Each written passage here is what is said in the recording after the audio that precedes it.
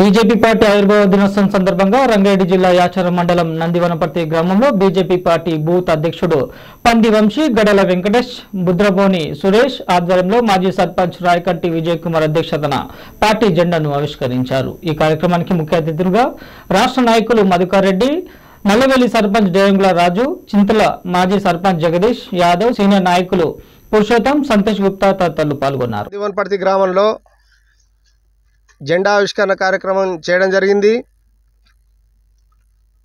మన Bharatiya Janata party 1980 April 6వ తారీఖు రోజు ప్రారంభించబడింది।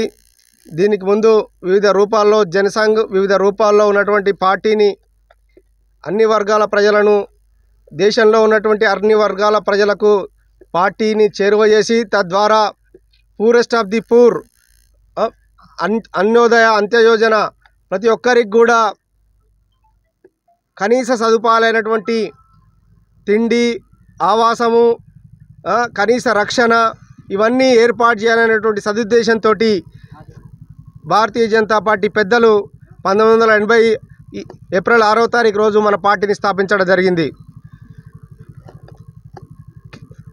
మన భారతీయ మూల సిద్ధాంతాలైనటువంటి పేదలకు మేలు చేయాలనేటువంటి ఒక గొప్ప సంకల్పంతో అటల్ బిహారీ వాజ్పేయి గారు, అద్వానీ గారు, అంతకుముందు దీన్ దయాళ్ ఉపాధ్యాయ గారు వాళ్ళందరి ఆలోచనల మేరకు ఈ పార్టీ రూపుదిద్దుకుంది।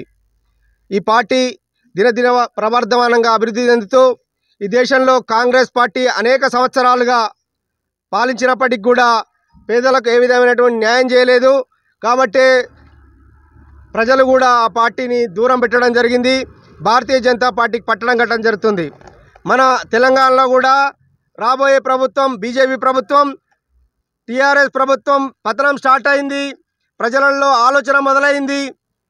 ఏదైతే ఉద్యమ ఆకాంక్షలకు అనుగుణంగా టీఆర్ఎస్ ప్రభుత్వం నడుచుకుంటలేదు కాబట్టి ఖచ్చితంగా 2023లో జరిగేటువంటి సాధారణ ఎన్నికల్లో భారతీయ జనతా పార్టీ అఖండ మెజార్టీతోటి ప్రభుత్వాన్ని ఏర్పాటు చేస్తుందని సందర్భంగా తెలియజేస్తూ అవకాశం ఇచ్చినటువంటి గ్రామ కార్యకర్తలందరికీ ధన్యవాదాలు తెలియజేస్తున్నాను।